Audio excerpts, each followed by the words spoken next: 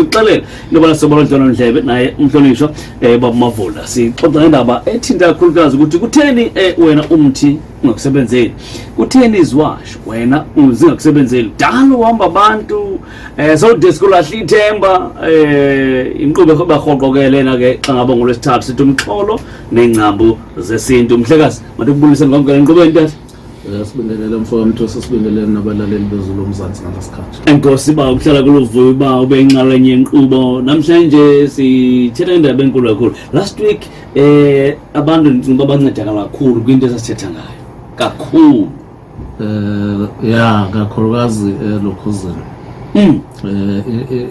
into engayifunda nje ukuthi abantu abaningi ba understand into yamaphupho ukuthi akubona nje amaphupho nje ayikhuluma ngoba bayavuma lezi zinto sasisho ukuthi ziyenzeke ezimpilweni zabo so ngicabanga ukuthi kwalekelela kakhulu nokuthi vele sasiya nasempophomeni sakhombula yes imkhulu yes so nezinye zezinto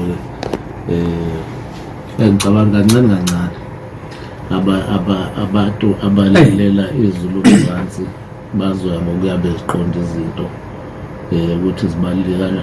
You can imagine abantu masikhuluma nje ngamanzi esibonela umzimba womuntu onamanzi abayela ku 70% emzimbeni wakho masikhuluma ngawo angithi yonke indawo umuntu into yayiza ukuthi ithambile enamanzi ingqondo yomuntu inamanzi acisha afike ku 90% masikhuluma ngokuchopha 90% bakhuwa ngamanzi but umuntu understand ukuthi uhlobana kanjani namanzi kangakanani namanzi izinto zakhe mangaba eseqhelene namanzi zinakala kangakanani impilo yakhe ngoba yangithi yonke into uNkulunkulu njobe eyakhe yaba nembewu ilokhuza ufika ke fruit bese likhiphe isithelo bese isihlahla bese likhiphe isithelo mawusidla leso sithelo kunembewu kufanele ukuthi iphinde ibele emhlabathini zilibeko nawe njengoba unalamanzi uyawati uzubone mawujuluka ukhipha ulwandle uyaluza ukuthi lolwandle loluphuma umjulu kodwa ucabanga ukuthi awubuye khona umuntu lo uthi aya ngene emanzini yasaba amanzi anisonde kwak yeah mkhulu before sihambe kakhulu ndiyazi njengamuntu omdala njengamuntu nawe esizweni oparticipate kwingxaki izwe elibheke nazo isimo sikho sihle Eastern Cape kakhulukazi emva kwemozulu engabe ikhongo right bedlulela abantu emhlabeni sibolelela ababona kude nalapha kuma camera isimo sizolo sasiqonde ebusika no mina ayingethusa lezi zinto ukuthi ke ama social networks mhlawumbe ayafika thina esingenqena ukufunda ukwenza lokho research okay mawuzobuka kwakhona nje izinto uqapha kodubulo uyalazi uqapha kodubulo ivolcano ngesingisi okay yanto yokuphuma umlilo emhlabathini mawuzobuka lezi zinto lezi phephezentsela kade zenzeka emazweni amaningi kakhulukazi angekho la eAfrika ukhona umlaleli oyishilo la othe mabeshintsha abantu kwenza imvelo kufanele nayishintshe ayikho enye indlela esizoyichaza ngayo lokho noba ngingathandazwa noba ngingathiwa ngakungcono basikhuluma ngiyabeza abantu bethu asithandana ngcono basikhuluma ngamakhulu athi akumiswe abantu ukuthi abantu bake baphile ngendlela right kunezinto ngeke uzozithandaza nje sibonela amanzi mayishisa ebila mawufaka isandla emanzini abilayo noba ungathandaza kangakanani ngoba ngumthetho wemvelo lokufuneka usha nakho-ke le mpilo lephilwa manje madoda le mpilo kahulumeni funeka siyibheke ukuthi isisaphi ithini lezi zinto ezenzakalayo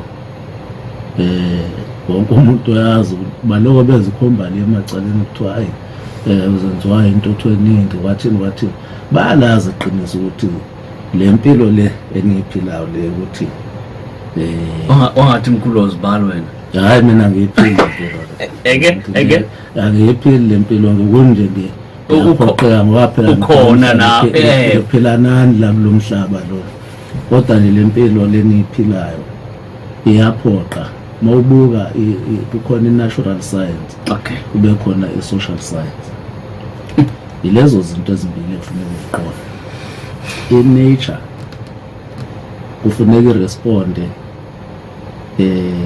abantu mabeshintsha iresponde njengoba ubona nje kusazoba kukhulu kwezathu athi izwayo uzokuthiwa sisezinsukwini zokugcina ingenxa yesimo esiphila ngaso bathi-ke kunjalo kwakunakudala uma ungabuka nje ngelinye ilanga ungikhumbuza amakhona isikhathi esanele ngeke ngikutshele ngomonakalo odalwa i-remote empilweni yakho i-remote ye-TV yes okay abantu abaningi abanemidlavuza nje ababanjwe imidlavuza sukela kuyona i-remote ye-TV khumbula lezi zinto ze-technology zidonsa ngenhliziyo yakho ngoba nje ubumuntu usebenzisa inhliziyo yakho manje kufanele ubheke ukuthi i-frequency yenhliziyo yakho ne-frequency ye-TV remote ye-data lokuzini ye-cellphone ziyahambisana yini Ngikho ake sime khona lapho sike singene kwezi song qala bethuka lo miyeka thethe lo yini lo ngiyatonele ya no ngenye imini uzawuthetha ngayo la ngenye imini ake sithethe ngawo ngoba ziyethusa ziyethusa nyana ziyiqinisa Nkulu namhlanje size endabeni enkulu lapho sithi ke ingabe mhlambi okay asande kudedele mkhulu ungena hayi andikudedele ungena uthi unganisebenzeli utheni mina izwasho zinganisebenzeli no oqala funeka siqale silungise ukuze mase ngichaza singabi nawo ukudedela okay kukhona umuntu ongasetshenzelwa umuthi kodwa isiwasho simsebenzela bese kuba khona umuntu ongasetshenzelwa isiwasho kodwa umuthi umsebenzela okay labo bantu akufanele bazihluphe isibonelo umuntu onesithunywa esiphezulu uqolo mkhulu ngicela ufuna ukungena nje ngokuseqalayo kukhona umuntu osetshenzelwa umuthi isiwasho simsebenzeli kube khona umuntu osetshenzelwa isiwasho umuthi angamsebenzeli kube khona umuntu ongasetshenzelwa lezi zinto zonke namhlanje sifuna ukukhuluma ngalo ongasetshenzelwa umuthi neziwasho kodwa ngifuna ukuqale nginikeze iclarity kulo osetshenzelwa sisiwasho umuthi ongamsebenzeli ukuthi angazihluphi yena sikhuluma ngayo nosetshenzelwa umuthi ongasetshenzelwa isiwasho angazihluphi asikhulumi ngayo la kithuba mthoko yebo ngithi ke mhlambe ungabuka ake ngenze isibonelo khona ijazi kubantu abayizayo khona ijazi ekuthiwa ijuba elingathi li-blue kodwa blue light ukuthi angimuhle la embaleni kodwa blue longathi uphashile okay labo bantu mayesuke eqoka lelo jazi kakhulukazi ijazi asuke liphuphile ukuthi wanikwa nje akho umuntu ongowesithathu phakathi kokuthi unikiwe kube khona umuntu obeyitolika mhlawumbe athi uyaprofeta labo bantu akufanele inhlobo basebenzisa imithi ngakho-ke umuntu kanjalo kukhona omunye othola ukuthi mhlambe waliphupha wangakhumbula okanye akaliphupha noliphupha kodwa uwela ngaphansi kwabantu abangabathandazi ekumele bangayisebenzisa imithi ekufanele besebenzisa amanzi uma umnikeza amanzi nje athandazelwe kodwa angafakwe lutho asebenza uma umnikeza isiwasho ukuthi sithandazeliwe siyasebenza kodwa uma umnikeza impande umuthi awumsebenzile kufanele bastikhe eziwashweni labo bantu bangaloko befuna ukusetshenzelwa imithi ngoba ngokwemvelo ngeke ize basebenzela akufanele ake ngikwenzele isibonelo ngami mina iziwasho ngiyazakha ngezandla zami futhi ngiyakutshela ziyasebenza kodwa mina ngisebenzisa imithi isiwasho ngiyadlula nje usuku olulodwa uma wensekile angizizwa nhlobo wasegazini mama ngisebenzisile ngisebenzisa imithi impande yona into engisebenzisayo okay so-ke kukhona abantu abakanjalo labo bantu akufanele bezihluphe kodwa namhlanje sifuna ukukhuluma ngalaba abangasetshenzelwa yilutho laba-ke abangasetshenziselwayo lutho, ake ngithi isibonelo, ujwayele ukuziphupha ubelethe ingane, mawulele awunangane. Abanye baze balokhuze bazitshela ukuthi waphuphunyelwa isisu, yabo. Lowo muntu osuke ebelethiswe isilwane, kusho ukuthi unesilwane okanye isipoki esavuswa seyingane usibelethile, sihleli kuyena ukuthi angalungelwa yilutho uma esebenzisa lezi. Awukwazi usibona ngamehlo. Angithi abantu abadala bazokuvezela ngephupho ukuthi njengoba ubelethele ingane ubelethiswe isilwane. Ngifake ngo? Yeah. So lo muntu ilawo bantu esikhuluma ngabo namhlanje. Ekusho ukuthi kufanele kuqale kususwe isilwane bese ke kube ikhane imithi iqala imsebenzela. Bekhona ke nangumuntu uyaphupha amaphupho ukuthi kufanele abe isangoma, kodwa akayi ukuthwasa, ubhizi uyaqhubeka nempilo yakhe. Ngakho la ngiqonda ukuthi umuntu onemimoya yabantu abadala engalungisiwe, ngomunye umuntu lo ozothola lezi zinto zingamlungela, izinto zakhe zimnyama angalungelwa nayo ukugodwa. Ingoba inkinga ayikho la emithini, inkinga isemoyeni yakhe kufuneka kulungiswe yona kuqala. Ingakho ubona umuntu ezoqala nokuthwasa kufanele aqala kusuke emanzini uyohlanjulula imimoya kuqala, kulungiswe yona kuqala, aqale kangene ezinkambeni ukuze lento yenziwayo yenzeke. Okay. So sikhuluma ngalawo bantu abanjalo abangasetshenziswa.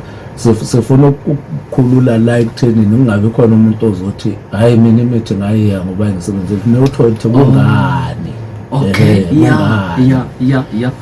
Wafuneka kulungiswa leyo nto. Uma singakulungisi lokho uyohamba uthuka ezinyanga ukuthi imithi yazo ayisebenzi wathini kanti silapha into e-wrong. Khona-ke umuntu othola ukuthi uyabangwa ngamadlozi. Okay. Ayikho lento yenze ingane mhlawumbe izalwa ngabazali bengashadile kodwa ngesimo esithize mhlawumbe ekhabonina kungabikho umuntu ozoyinaka. Bese-ke ugogo wayozala ubaba wayo mhlawumbe ayithatha ayigcine ikhulele khona. Ezinye uthola ukuthi iyangaphila kahle, ibesithi mayikubo mhlawumbe iphile kahle, ihambe mase ikhulile le yanto ngokuthi kukhona isiwe lingagciniwe. Isebenzisa isibongo sakibo kube kufana nabisebenzisa sekhabonini, yenzelwa amasiko ngala. Igcine ithi-ke izinto mase zimnyama, angithi umuntu omnyama nje izinto maziqala ziphethe into yakuyo umuthi. Akafuni ukwazi ukuthi yini imbangela. Into ayifunayo nje ukuthi ngifuna umuthi ngisuse amathunzi, yabo. Nabantu bameluleke kanjalo, bangafuni ukuthola umnyombo uqala wesimo ukuthi kungabe ume kanjani ngaphambi kokuthi siye emthini. So uthola ukuthi lo muntu into ayidingayo udinga ukwenzela isiko labo malume. Madoda. Afakwe isiphandla khona abiwe umalume. Mhlambe kushweleze la makufayile kushwelezwe njalo. Omunye uthola ukuthi uzalwa ngabazali bashadile, kwase kuba nesimo sokuthi ayokhulela komalume, ahlala lapho ukhuliswa isalukazi esizaluma wakhe. Simkhulisa mhlambe ke leyo nkinga masiphelile. Angithi abanye uthola ukuthi izingane ziyazalwa ziyashona bese ithathwa ofishwa komalume afike kakhulu. Mayese esemdala ubaba wakhe avela amthathe nje. Lapha kuthola bayakhala lapha komalume, kukhala abantu abadala ithongo lapha liyakhala ukuthi le ngane sayikhulisa siyenzela yonke into lana, asibongwanga ngalutho. Angithi isiko lithi masuyilanda le ngane ngoba vele walobola lapha usekhweni lakho, ubuyifihla nje ekhweni lakho ngoba kuvele kufanele kufana ukuthi ikubo, kodwa masuyilanda kufanele ukhiphe imbuzi oyipha ugogo nokumkhwekazi wakho. Uyipha umkhwekazi wakho ukumbonga ukuthi ukukhulisele ngane. Kuye kuthiwe kufanele umphe imbuzi ezalayo ukuze asenge ubisi alithole kuleya mbuzi ngoba ingane bekade ithumese uyayithatha wena beyithuma ukuthi umthele ubisi. Okay. So lesasalukazi masiloko sikhala kwesinye isikhathi ngangakhala masisaphila kodwa masesishonile sesiyibuka lento le sesithethiswa nokuthethiswa ngamakhehla lapho ukuthi kwenzakalani uthola ukuthi kunalowo mbango nayo leyo ngane kanjalo ayizolungiswa umuthi indaba yayo lisiko lidinga ukuthi kulungiswe leso simo esinjalo kuhanjiswe leya mbuzi kubongwe nabakomalume babike imizamo ukuthi ayike nayo imbuzi sibongiwe sesiyayikhulula ingane ngoba vele eyakhona yakubo siphinde la kubo manje ezinkinga ezazilethela seziphilile bese kuba khona abanye abantu abazalwa bembethe ekudinga ukuthi nje bagcine isiko lekwembuka khumbula ukuthi umuntu makuthiwa umbethe kusho ukuthi uyiwele khona omunye umuntu wesibili amembethe empilweni yakhe ekuwumoya womuntu ongazange ugqokiswe ongazange uqanjwe igama lowo moya ogcina uba nesikhwele empilweni yakhe bese uyazivala izinto zakhe zibe mnyama engakubona abantu abazelwe bembethe nje benalezi nkinga zokuthi-ke izinto zabo mabehlolelwa batshelwe ngenhlanhla kodwa izinto zabo zibe mnyama njengawo futhi umbatho ukukhumbula kukhona nokunye umbatha nje lokho ukuthi umuntu wathi uma wakhe memkhulelo kwanemagama amaningi izinhlanga wathini aphume ephethe embethe lezo zinto ezikanjalo ezinhlanga suke lapho edinga ukugezwa nakadinga imbuko ngakho-ke omunye umuntu lo esikhuluma ngaye ongeke asetshenzele umuthi neziwasho ileli siko elidingekayo hhayi umuthi neziwasho bonke labantu esikhuluma ngabo zihleze zizoba khona izimpawu akekho noyedwa ezingabikho lezimpawu lezi okay zihleze zizoba khona izimpawu esibonelo nomuntu umntana ozalwa emshadweni uma ephupha efaka isiphandla esandleni sokunxele ebekudizayela emshadweni eloku efakeza ka-right sekucacile ukuthi fanele wakwenzelwa komalume ezicacele lona akazothi ngizovuka ngiyokho umuthi ngilokhuze ngiphalaze ngomuthi ukuze kuxazululeke izinkinga zami fanele ahambe olungisa leya nto le esikhuluma ngayo so ngabantu-ke laba abahlushwa zizibongo indlela zokuzaleka umuntu azalwe ngendlela abazali abashadile abezihamba ngezinyawo kanti mangaba elokhuza efuna ukuya kunesiko elilandelwayo ngoba nalento khona nje abanye ukathi mayesekhulile mhlampe ekhulela umalume idlozi limphinhlanhla elakomalume abe right abesethi-ke ngifuna ukuyozikhokhela mina manje uthatha inhlanhla etoa idlozi lakomalume uyokhokha ngawo komalume uthi yena le nhlanhla ngiyakubo bese liyamphuca likhombisa ukuthi cha uweyisa lento yenzayo umzali i-responsibility yakho ukuthi akhokhele izingane zakhe ayikho ingane enomthwalo ukuthi funeka ingane into umthwalo ebanawo ukuthi abazali mangaba beshadile bangaphelelisa ibe siqedela la ubaba wabo ngoba lapho uyabona ukuthi cha le ndoda inesifiso sokuphelelisa kwaba ngamandla but hayi nje inkunzi yami ikhwela nje ingenzi lutho bese uthi uyolungisa leyo nto leyo ngoba uthatha inhlanhla yalawo malume uyisabini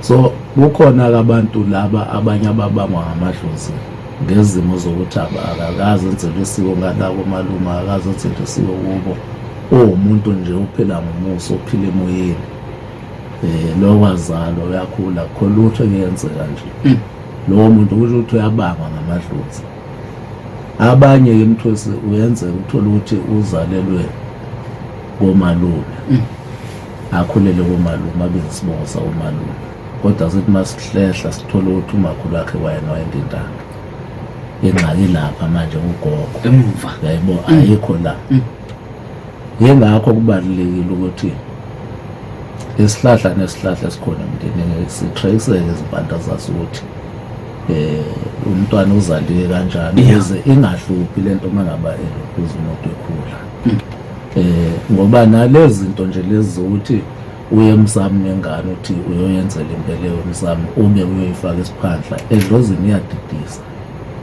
inkulumo kufanele ngizama ukuthi ezinkinga zethu singabantu ezenza imithi engasebenzeli neziwasho zingasebenzisa azihlukile kule nto besiqala ngayo yemvelo, as long as uphikisana neqiniso nemvelo. Ama-consequences ahlezi ezoba mabi. Akwazi ukuthi kungenzeka imilingo ezintweni ezifana nalezi. Ngakho-ke abantu kufanele bethi ngaphambi kokuthi bephume bethi bayosebenzisa imithi baqale babheke izinkinga. Khona nje abantu abaziyo ekhaya ukuthi babanjwe inhlambuluko. Umndeni kunabantu la ekhaya abaxabana baze bayongcwatshwa bashona bonke bengaxolelene. Bayavela ngamaphupho ngishilo ngathi izimpawu zikhona ngithi uyamphupha wenze washinga omunye uyamphupha uyashanele ukusho ukuthi kufuneka enze inhlambuluko. Aniyenze le nhlambuluko. Izinto eziyabheda manje nifuna kube imithi ezolungisa lezi. So izinto ezinjalo lezi abantu abaningi and imindeni eminingi yazazi lezi zinto kodwa bafuna ukujomba njengoba nje ubone ku Facebook mawuzobhala ipost elulethi edinga nje ukuthi umuntu athi amen kuphela. Uzoyithola nama comment amaningi ngobelula kodwa mawuthi kukhona into ekuthiza kufanele aqala yenze ilapho ke la kushintsha khona ubone khona ukuthi hayi engazathi inkulumo yakho manje iyehluka kulento ayifuna because abantu bala bathanda imilingo yikho abantu bangaphandle nje laba bangabekufundisa kakhulukazi bebaqola kalula kangakanje ngoba ufika asho le milingo la ithandayo. So ke nathi sibhatshe kulezo zinto silesizulwana lesi esikusona so ukuthi sibone izinto zingathazi sisebenzele imithi ayisebenzele neziwasho.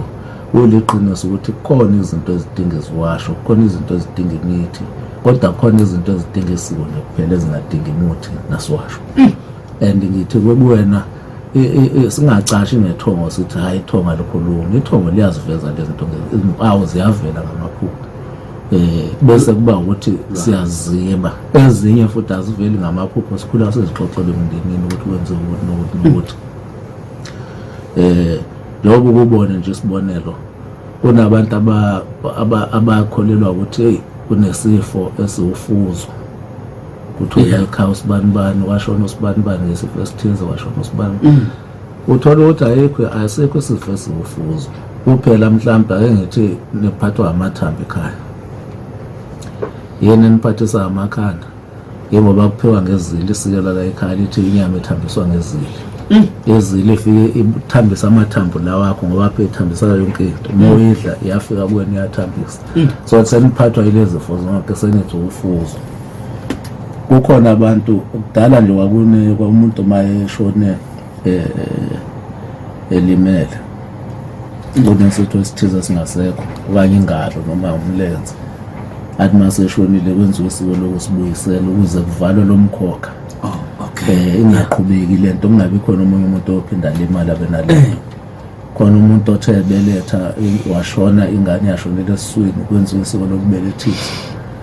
Manje banjwa lezo zinto zamasiko azizolungiswa ngemithi njengoba ngisho zidinga isiko. Ayi madod ethemba mphulaphula nawo sivela pho ngasekhaya inqubeni egama la isichokla kakhulu sithi umxholo nengcambo zesintu so mhlambe mkhulu ngabuza umbuzo mhlambe ezuchila ba kho wena ungathi ukhulile ngapha kulo mama kho bese ufuna ukuzisa ngapha ya kokwenu kulo dadakho ekubeni kuleli thongo lapha kulo mama elikunike elikukhulisile ngoba usozibona ubona ukuthi ona ke ekhaya uva nabantu besithi uthi hayi nami ndihamba nekhaya. So akukuthi ke ngokuba utata akekho ke mhlawumbe wasweleka or mhlawumbe sokhulu umdala ezimpawu ezi othetha ngazo uyazibona ndenze njani. Ndibiza mhlawumbe utata omncinci ndibiza mhlawumbe umzali kube nguye ema esiqala ukungicacisa ufuna ukwenzani ufuna ukuya kini yes nazo izimpawu ozithoyo ba ziyathi bafuneke ndiwenzela something into pha kulo tata ndikhulile phi apha mhlawumbe kulo mama or mhlawumbe ndikhulile lo tata funeka ndiye kulo komalungu. Kodwa ngoku ezinto kuvela sithi awukwazi ukuzihlawula ukuthi ndiyazihlawula mna yabo boka bukhona abantwana abazalwa bezalwa ngabazali bengashadile ngoba kuvumile namahluzi uthola ukuthi imbewu yabini ahead nawe ezinkomeni zakho yawazi ukuthatha ukukayela inkunzi ethize ukuthi izoshintsha nasedlozini khona ingane ezalelwe nje ukuthi ivuse komalume nje enye uthola ukuthi wangethi ubone khona izangoma ezithola zinezigodlo eziwu-2 nezinyanga uthola inezigodlo eziwu-2 esinye sakomalume esinye sakubo. Lento yakomalume ayihlezi kuyinto efikayo ingakho ubona imisamo nje ngokwesiko lesintu kuba khona indlu yangasenhla engumsamo wala ekhaya kube khona indlu yakagogo ejwayele ukuba ngasesangweni iqhele kwezinye izinto kuwumsamo wakomalume wakho. So abantu bakini ubaba wakho kulombuzo wobuzayo ubaba wakho noba kungathiwa uthe uzalwa wabeshona ubaba wakho uphuma emndenini unabantu azalwana bekufuneka bazomthwalela icala njengoba bekwazi ukumngcwaba nje bekwazi ukumenzela imisebenzi nasezinganeni zakhe kufuneka kube kanjalo bangathandi yena kuphela babe sebethi izingane zakhe abazithanda. Lento yokuhlawula angifuni ukukhohlisa ayikazi bekho yalento yokuhlawula ngabantu bakini ekufanele bekuhlawule then mase bekwenzile lokho usubuyela ke elokhuzini esibongolisa ngikhumbula ukuthi ekuhlawuleni ngisho kwesinye isikhathi singathi izinkomo zu7 njengokuthi nje mhlambe abantu bakini bezoxoxa nabakomalume befuna ukuhlawula abantu bafuna izinkomo ezu7 bese kuyaboniswana ukuthi ngoba siqinisile inkomo yokuqala izoba 2000 eyesibili be 1500 mhlambe izofika ku10 rand ngoba siqinisile akuhleze ukuthi makuthiwa inkomo kusho ukuthi fanele kuphume 10000 njalo. Into esiyisho la kufanele abantu bakini bona hayi wena kufanele babe nentshisekelo yokukhokhela ingane ukuthi ingane kufanele izongena esibungulisayo ngokuphelele ngoba iqiniso lithi ingane ezelwe kufanele ibize isibunguliso kubo kodwa makukhona la abantu bakubo bengaligcinanga isiko kufanele sikwemukele lo muntu akwenzekayo singenzi ubutsotsi. Alright, mphulaphula yazivela ke nawe mhlawumbe nawe yenye yengxaki obhekene nayo lesidala namhlanje kube negama la esihloko sithi umxholo nengcambu zesintu besibheka kakhulukazi mkhulu into bana ke ingabe wena kutheni ungasetyenzelwa umthi ungasetyenzelwa iswasho kodwa mkhulu mhlawumbe ke mandikhule apha ekhaya kungenzi okay nabo ndiyaphuma kodwa ndiphuma xa ndikhule apha ekhaya mkhulu setshenziswa mthi kungasetshenziswa zwasho so mna njengomntwana abazali bamhlambe basebenzisa ikwanto iyandilungela lonto bandiyisebenzise mina izinto abazali bengasebenzisi khona apha ndifuna ukuya khona lento yokusebenzisa imithi noma isiko kufanele umbuzo wethu uqale la ekuthenini napho ngikhula la ekhaya kugcinwa amasiko bese ngiyaphuma mhlawumbe ngithi ngiyasindiswa amasiko ngisawagcina iyangisebenzela indleyo. Impendulo yami ke izothi iyakusebenzela okwesikhashana ngesikhathi usaphila kodwa inkinga ithi mase uphuma umoya wakho uyakuphi ngoba umoya womuntu nomuntu uye emndenini wakubo mawukuthi umndeni wakho uphile usesemhlabeni wathi awukho washo wonke amagama umbuzo uzothi uyakuphi yilabantu obathola bebuya befuna ukwenzelwa imisebenzi sebelithola iqiniso bengale kwethuna besethola ukuthi yebo izulu likhona kodwa izulu lakhe umuntu wakubo kufanele angene emndenini wakhe ngoba ngisho iBhayibheli amakholwa mayelifunda azokutshela iqiniso uNkulunkulu usho kahle ukuthi izulu lihle lingelami kodwa umhlaba ngonikezela abantwana babantu. Manje izulu lakho likhona la emhlabeni so ke nazo lezi zinto ezokuthi mawukhula ekhaya abazali bengawagcina amasiko bengayisebenzisa imithi bengayisebenzisa izwasho okhokho babo babezisebenzisa bashintsha endleleni bona. Kwesinye isikhathi imithi ingasetshenziswa ngesimo sokuthi mhlambe komkhulu bakho kwakuphehlwa amanzi amnyama makusetshenziswa imithi la ekhaya bese kuyabheda makuhlatshwa bese kuyabheda. Leyo nto isho ukuthi imiso kwesikhashana ngoba asikabe naso isixazululo. Okay. So ke mase sitholakala isixazululo funeka sibuyele phela empepheni njengoba uyibona imili liyimvelo. Ayifani nezinto ekuthiwa zimgokothelo nje. sayinikwa uNkulunkulu funeka mase sikhona isixazululo kubuyelwe empepheni. Lento efana nomuntu umthwesi mangaba eshona ngengozi ningenayo imbuzi yokumgeza, kufanele nihambe niyomngcwaba ngaphandle, akwazi ukungena ekhaya ngoba ukuzongena nalowa mkhokha. Kodwa manje nayo imbuzi yokumgeza nimgezela ngaphandle amanxeba ukuthi bese niyayivala ingozi angene ekhaya njengabantu bonke. Asizothi-ke ngoba sabona usibanibani engcwatshwa engangeniswa ekhaya ngoba eshone ngesikhali bese sithi bonke abantu abashone ngesikhali, noba sesifuyile sesinazo izimbuzi ngoba usibanibani wangcwatshwa kanjalo nalabo. Ma kuthiwa bezingekho isimo leso, mase zikhona izimbuzi nobe sekhona amandla okuthenga izimbuzi, asimngenise kodwa siqale ngokumgeza amanxeba bese yangena-ke sikusho ukuthi umkhokha manje akangeni nawo. Hayi, Mbulophula uyazivela nawe ngasekhaya. Ulwazi olubalulekileyo. Mkhulu, mhlawumbe ngenxa ixesha ndiyacela tata singene kwindaba ezindaba kaPhilamzimba kwixesha elizayo, futhi xa ngolwesithathu siyongena kwindaba enkulu, umxholo neengcambu zesintu. Ndiyazi ke khona nendaba ezinhle oziphathela abahlali, kakhulukazi abahlala bedinga uncedo kwimveliso zakaPhilamzimba, mhlawumbe wakude kwezi ndawo. Namhlanje asingene kwindaba ezindaba kaPhilamzimba. Sibonge mfoka Mthwesi, masikhuluma ngokwakaPhilamzimba sikhuluma isikhungo sokwelapha ngamakhambi esintu neziwasho. Siyatholakala-ke lapha emakethe, sivula zonke izinsuku. Uma usemakethe nje ibhilidi lingaphesheya kwerenki yamabhasi, unyuka amastebhisi aseceleni kwajwayelani, ulokhoze ufike first floor ubese ungena enumber 9, usuke usulibona nje ibhodi lakaPhilamzimba uqondene nakhona. Yilapho wena sitholakala khona, sivula-ke ngo-8 ekuseni kuze kuyesha 5 ntambama zonke izinsuku. Bese-ke kuthi ngoLwezine siye sivula ithuba lokuthi abantu abafuna ukuchazelwa kungaba amasiko, kungaba ngabantu abafuna ukuchazelwa amaphupho, kungaba bafuna ukugcina imisebenzi ethize mhlawumbe abangayazi ukuthi izogcinwa kanjani, noma yini nje asuke efuna ukuyibuza umuntu ethinta izinto zesintu. NgoLwezine sisuke sivulele lo thuba elikanjalo lokuthi bafike-ke bazophenduleka bathole imibuzo yabo, nabanye abasebenzisa izinto zakaPhilamzimba basuke befuna ukwazi ukuthi mhlawumbe isigaba esilandelayo sithini. Abanye bezosibikela ngokuthi-ke into ebekade isebenzisa kusikuphi njengamanje. Silapho sinekhombo amaqaqa kaPhilamzimba kumuntu othi nenkinga yesichitho, nenkinga yamathunzi, ngaba amathunzi okuphunyelwa izisu, ngaba amathunzi okufelwa angagezwa, ngaba ngamathunzi nje adalwa zesichitho lezi esizifoka ngabantu. Omunye umuntu uthi amaphupho ngiyawakhohlwa, omunye uthi angiphupha inhlobo.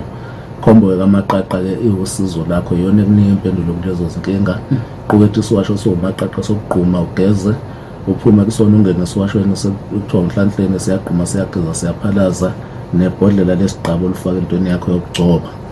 Bekhona umuntu othi ekhaya saphihlelwa amanzi amnyama, kanye idlozi lavalwa, abantu nje bayashona sibaphuphi. Kwesinye isikhathi ngiyabaphupha bakhulume, noma lathwejula idlozi, noma laphendulwa empepheni. Masithi sishisa impepho sibabiza empepheni, noma sithi siyahlaba beza ngolaka. Sinayo-ke ikhombo yomsamo esiyibuza ukuthi ikhombo kavula dlozi. Khombo-ke ukuvula idlozi elivaliwe bese lathwejulwa, phendule laphendula ukuthi lize kahle bese liyaqonda. Behamba-ke nokuhamba-ke lokugeza amanzi amnyama, sithi ikhombo yomsamo leyo, kulungisa umsamo ngoba kaPhilamzimba masuwulungisa umsamo sowulungisa ngesintu nje, kungahlatshwa, kungashiswa impepho, ngoba uzokhumbula ukuthi umuntu uma ethakatha umsamo ewona usebenzisa impepho asebenzise gazi. Ngakho-ke kufanele uma ulapha ungazisebenzisi lezo zinto. Sinomuthi-ke esiwubiza uvula dlozi ome kuleya ndawo yempepho kuyiwona oshumisayo. Bese sifaka naso lesiwasho siwumaqaqa kuleyo khombo, ngoba njengoba kuthiwa umaqaqa nje ngempela umaqaqa wezibopho nazo zonke izinto ezikhona. So kule khombo siphethe imithi emithathu: uvula dlozi oshunqiswayo, umaqaqa lo osuqhuma ngawo, bese siba nokhamba lokugeza amanzi amnyama. Bese siba nembiza-ke, imbiza abantu abanenkinga yokuphuza utshwala kakhulu. Khona nje abantu abathi uma bephuzile bahluphe. Abanye umuntu uyakwazi ukuthi ahole namhlanje imali iphele i-weekend nje yonke ayiqede. Sinembiza-ke yotshwala, uyihlanganisa notshwala uma uyiphuza. uyiphuza kube kanye nje awuphinde ukufune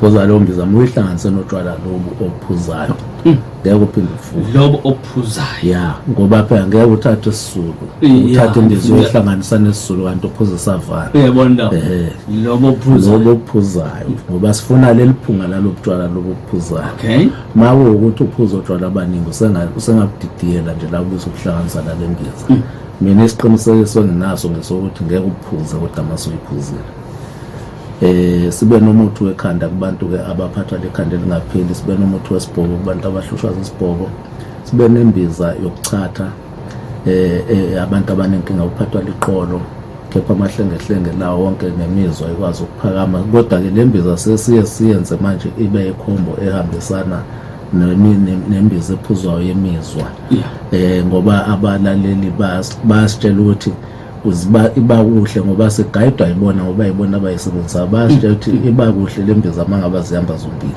sesithanda ukuyenza ke manje ihambe zombili beyikhombo ehamba kanjalo senawo insiza yamalumbu kubantu abanenkinga insiza yamalumbu sinembiza esebhodleni elibovu ewembiza yabantu abaphathwa isifo senhliziyo sibe nembiza umhlume umhlume umthosa abantu abaningi usubale mazile kubuhlungu ukubona umuntu efika senesilonda esisabekayo kanti umhlume nje kufuneka usukume lusaqala uyababulala abantu abaningi uphawu olukhulu lomhlume lokuqala ukuthi la ulembobo leyokutoilet isitho lesokutoilet mawuba nenkinga kumane usizwa sibaba nje kube ngathi unganwaya sekuwuphawu lokuqala lolo kube into emani ilokwenzeka mhlawumbe mangabili ngesonto umane uzwa kunjalo uphawu lokuqala ukuthi umhlumo ungenile mawusukuma kusekuleso sigaba ngibhodlela elilodwa nje lingakushaya uqele kodwa mawufika sowunezilonda lezi ezisabekayo sekwadluleka nasezinsompeni uyophuza amabhodlela mhlawumbe azabe emahlanu ngakho-ke abantu abawusukumela umhlume udlangile kakhulukazi kule nsuku ngenxa yokudla abakudlayo abantu kudla kakhulukazi abakudlayo lenhlobo abazidlayo kudla kunezipayisi eziningi bathanda izinkwa zino-yeast zizo lezi ezidala yonke le nto le bekhona ama-ulcer abantu abanenkinga ukuphathwa ama-ulcer ekusho ukuthi kunezilonda la emathunjini ngaphakathi sinayo-ke imbiza yalokho sibe nembiza ngozifo zonke kodwa enye yezinto ebalulekile ile ukuthi sizama ukusabalalisa ukuphila mzimba manje ezindaweni ezihlukahlukene sesasithatha isinqumo sokuthi sifuna ama-province awu-4 KwaZulu Natal, Mpumalanga, Gauteng ne-Eastern Cape uphila mzimba utholakale khona kodwa sifuna ukuya ngepace kahle and sifuna ukusebenza nabantu hayi amafamasi sifuna ukusebenza nabantu laba abangasebenzi abasezindaweni ezihlukahlukene ingakho uzobona manje Verelem noThungathi neStenga amaphumulo zonke lezo zindawo sebezokwazi ukuthi umuntu bawuthole eStenga kodwa umuntu oseverelem uzohanjisela sitargetile yonke leyo ndawo lokuthi kuzoba ne-center eyodwa la bezothola khona abantu abaqhamuka kanjalo umuya ngaku Pinetown le ndawo esithi in and outer west ondenge yezi Pinetown Hillcrest Tsheblemnyama ukuyoshona ekonyuswa nakhona futhi sesinayo umuntu okhona lapho ngokuphela kwenyanga nje sizoba sinayo umuntu oseGoli ozokhava eJohannesburg kodwa inhloso yethu uqhubeka nje sosabalalisa njengoba ngelinye ilanga sasifaka ipaging lapho ukuthi sifuna lamadolobha wonke utholakale kuona singabe nabantu abasuka khona omunye lo uzofika lo ukahle ngoba futhi ungumfundisi ozosuka oseGreat Town ozokhava ozosikhavela lahlongathi la Maritzburg Great Town kompolweni Scott uyoshona kuyoma ngedandi kudlule Phomoro uyoshona edandi kodwa okwamanje sizoba nalaba inamba yaphi mawufuna useverele Mthungathi Stenga ikhona ubaba uThelisa yotholakala kuyena lusevele uqalile ukusebenza inamba kaButhelezi ithi 078 359 05 71 078 359 05 05 71 71. kanjalo abamuntu ongalanga wondengeze sinokulunga wakadimba inamba yakhe ithi 073 073 993 993 36 36 38 38. 073 073 993 993 36 36 38 38. ya bese kuba ngeza waphila mzimba ke la emakethe la usithola khona sino 066 066 007 007 50 50 43 43 066 066 007 007 50 50 43 43. kanjalo enambeni ethi 081 081 760 760 38 38 66 66. 081 081 760 760 38 38 66 66. ya sitholakala kulezo zinamba mfowethu sikuzo zonke lezi ndawo, so abantu siyabakhuthaza sine appointment ke kusasa esasiye nabo empophomeni elokhuzini ngesonto elidlule ebezulu umzansi sasibakhele isiwasho esiningi masibuye empophomeni babuya namanzi bese sibenzele umsebenzi ongazi isiwasho. Okay. So ke sasala ke isiwasho ngase ngithi ke ngizobuya futhi namhlanje ngizothi hayi laba esasiye nawo manje asifuna bavale izindlebe, sifuna laba abangasebenzi ababenganayo nemali yokuya empophomeni. Umuntu aphatha amanzi kampompi manje lawa kwakhe nje akathulitha. Okay. Eze nawo ngoba le insebenzi idinga amanzi. Mawungenawo la sempophomeni usiphathele lawa kwakho asecikini.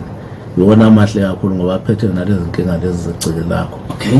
Uze nalo uthulitha kusasa nje sesiqedileni lesiwasho ngoba angithi sifuna abantu bonke kaphila mzimba basebenze, sifuna abalaleli bezulu omzathi basebenze ukuze mabeza waphila mzimba bangafike basibaloko besikhalela besikwelete bekwelele.